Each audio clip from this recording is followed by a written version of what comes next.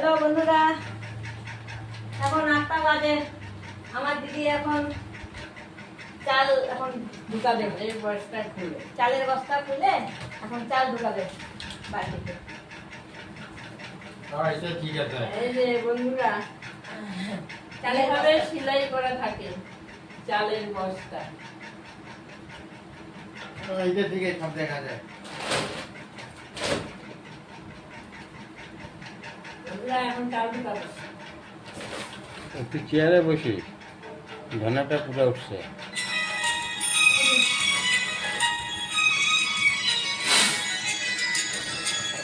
ভালো দাও।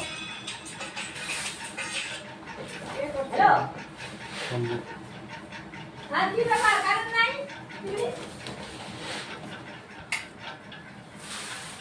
হ্যাঁ